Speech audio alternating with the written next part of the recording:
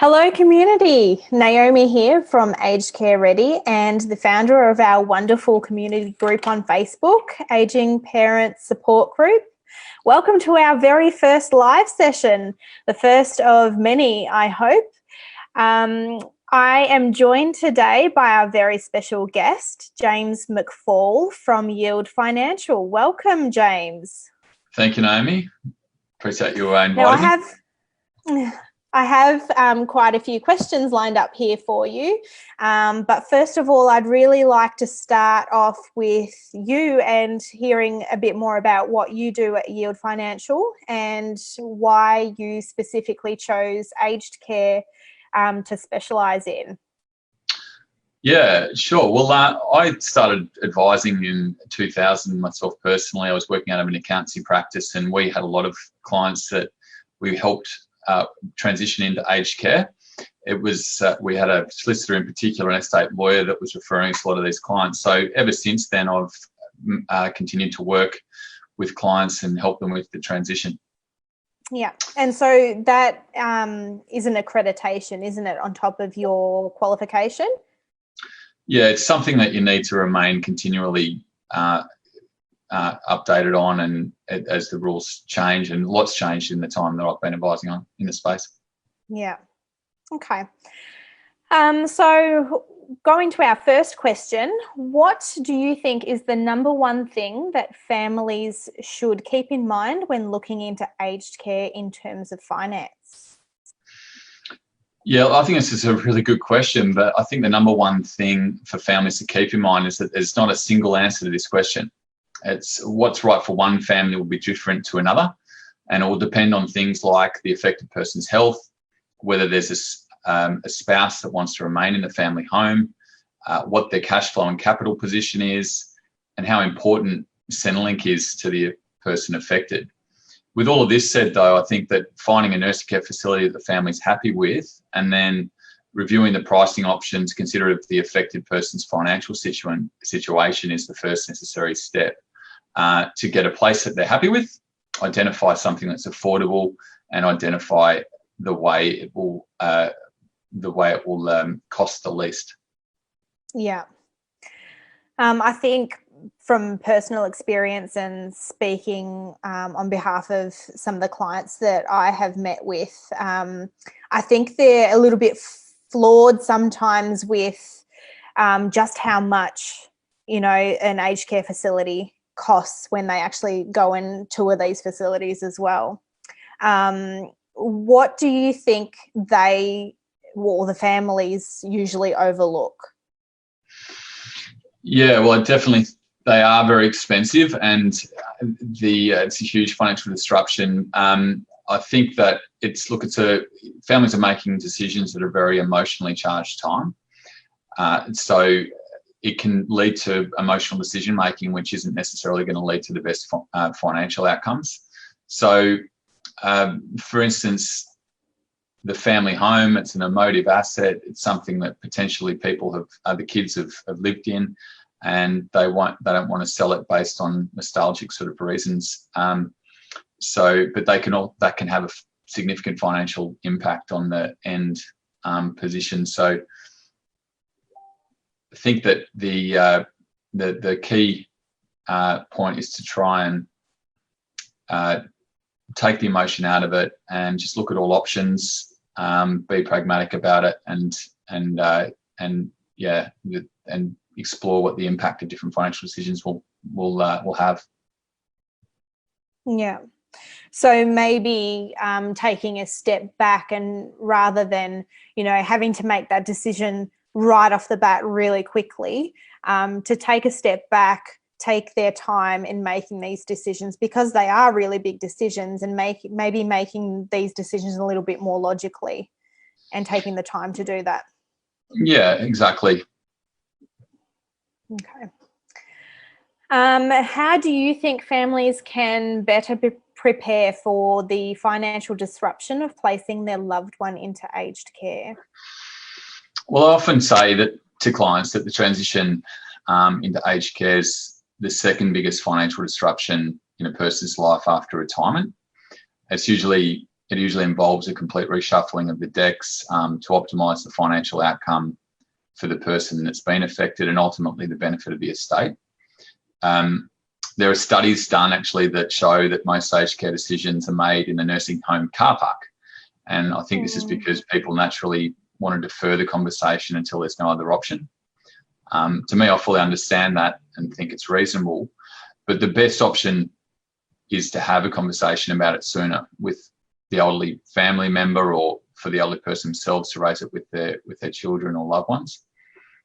Because creating a plan for it, the what if scenario of it, means that certain things can be cleared from the outset about not only what to do, but to take some of the doubt around what the elderly person would have otherwise wanted. In other words, take the guesswork that can hold people back to decisions that may have an overall negative financial outcome.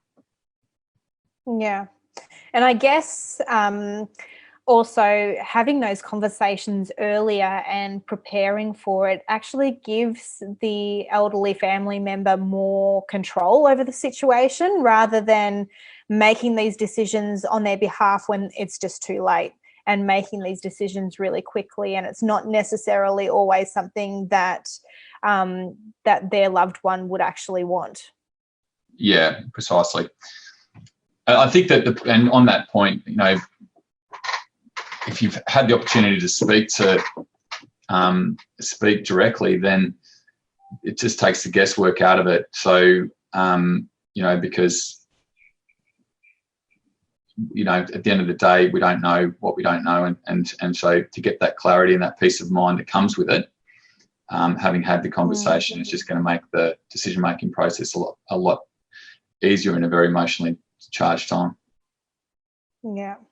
And I guess people look at things like their wills and estates and then putting into place powers of attorney beforehand. So this really should just be an extension of that. Would you agree?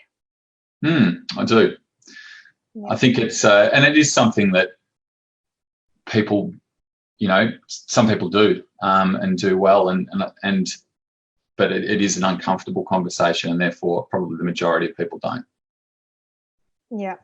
So in your experience, do you have many, elderly people coming to you trying to plan for this, or family members? Is it mainly just usually last minute decisions when something's happened, a catalyst has occurred and they need to make decisions pretty quickly? Yeah, for us, the majority of times I've advised them this has actually come from our clients being the kids, and they've approached us about their parents. Usually it is at a time when it's it's become an issue. It needs to happen, and it's so it's a matter of then taking the steps to help them through that. As our clients age, and it's something that we are able to actively talk directly to our clients about. And at times we are having that conversation. Our client age bracket, as a rule, is younger, but inevitably we'll be having these issues, and some are in that space, and we are having those conversations actively. Yeah. Okay. And if you don't mind, I'd like to ask a question directed at the current COVID-19 climate that we're facing at the moment. How do you think the current pandemic will affect aged care finances for families? Yeah, look, this is a really good question. I think that the majority of families already in aged care will probably be largely unaffected, because the majority will have made the financial adjustment. From my experience, a lot of people they're sitting on cash or defensive assets that can be drawn on, but also most, if not all, of the costs associated to the aged care is absorbed by age pension. So, however, there will be some people who haven't really made many adjustments in usually the parents' financial situation. They might be relying currently on rent that's being paid by potentially the family house they've retained as a rental property, or just other properties that they own, and true too for share portfolios. So it's not entirely unusual, particularly with people who don't get advice, to just essentially carry on the parents' financial investment strategy as it was. But so I'm nervous for people that fall into this camp at the moment. If we focus first on property, and we look at residential property, there is, with the increasing fallout from people losing their jobs, clearly there's going to be people who are unable to pay their rent. We're already seeing that, and that's going to have a knock-on impact to the landlords. That's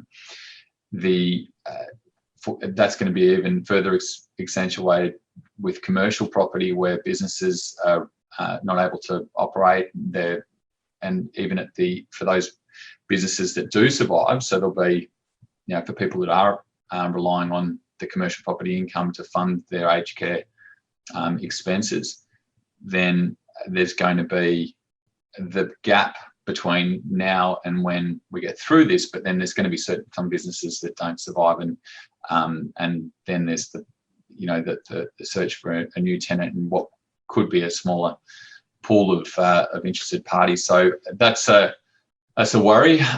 Also for share investors, a number of people, particularly retirees, have built their portfolios around high dividend paying stocks.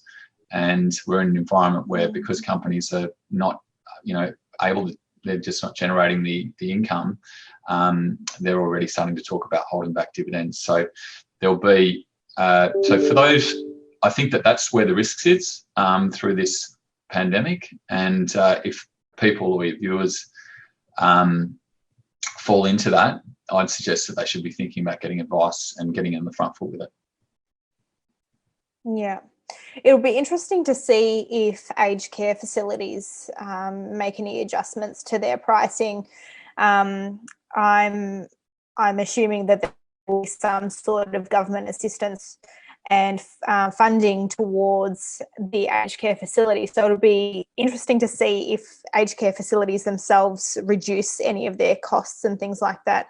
As you were saying, from a residential property point of view, the prices may change there. So it would be interesting to see how that reflects within facilities as well. Yeah, well, one thing on that front that it definitely, and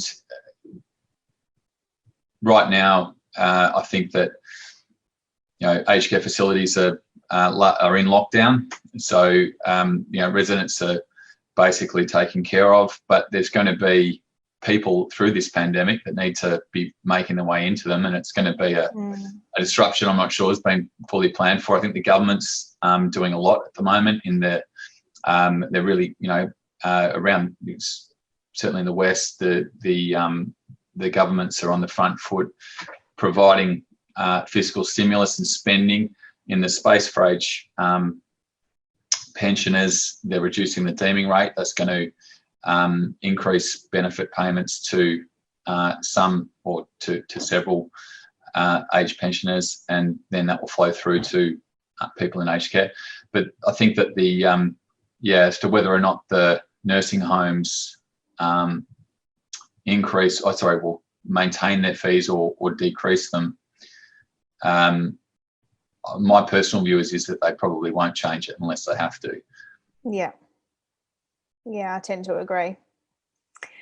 Is there anything else that you wanted to add? No. It's just, I'll perhaps just say that it's an area that is complex. As I said, I view it as the second biggest financial disruption in a person's life. It's a time when financial advice pays for itself, and certainly it's a time you should be at least reaching out to seek it. To see what's available to you, to know how it applies to you. Well, thank you for agreeing to be interviewed today and joining us. And thank you to community for joining us as well. Stay tuned. Next week, we have another guest lined up for you.